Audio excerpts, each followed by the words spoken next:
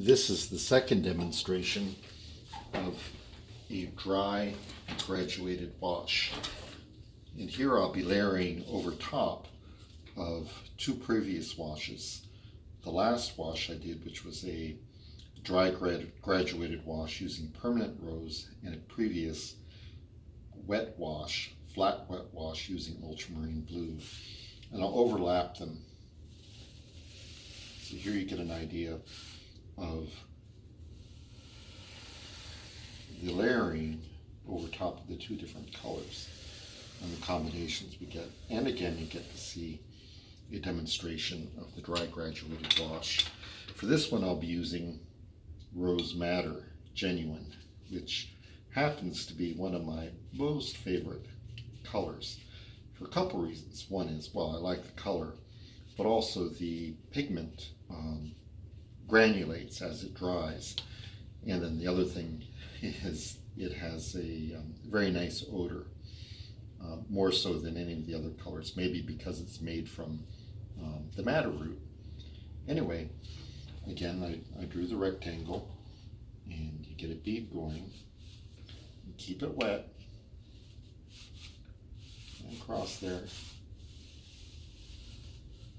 You can see how this works, layering two similar colors on top of each other. You kind of get more intense color. There's nothing wrong with that. Okay, so I've got a good bead up there. And remember, you lift up your brush, it releases the color. Add a little bit of liquid to your clear water to your well. Bring that bead on down. And keep doing that. You can see going over top of that ultramarine blue, we're getting a really pretty violet, purple, whatever you want to call it there. Keep it wet. Keep adding your clear water as you go down. Be sure to stir up your color, because it'll settle. Particularly the granulating colors will settle. Remember not to go back up in it.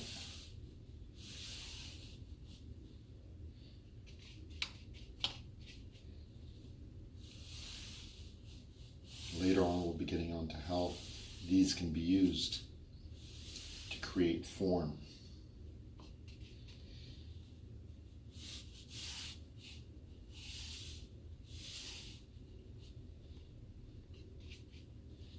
Keep it moving on down.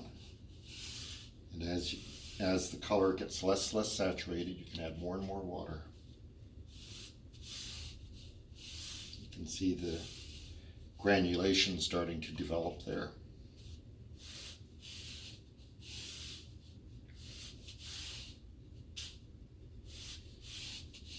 Keep a light touch.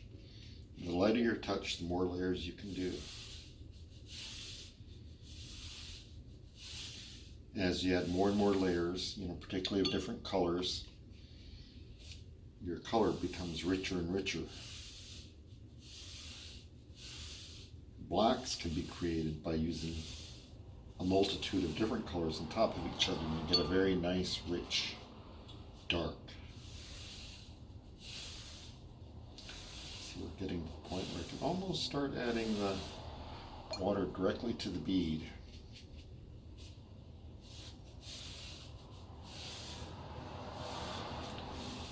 Start doing that.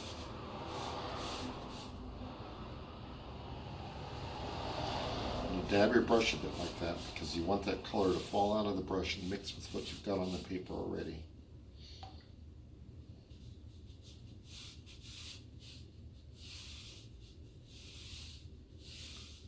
All the different colors have different characteristics. That first color I used, this one here, the permanent rose, is a staining color.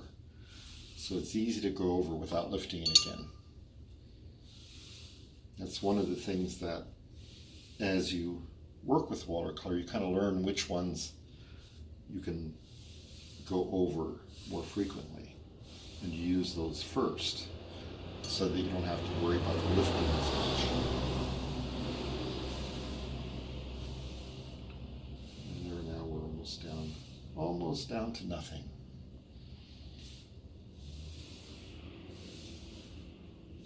and that is a graduated dry wash layering over top of two previous dry washes. Well, the paper was dry. This was a wet wash. This was a dry graduated wash. And this is Rose Madder Genuine. Thank you.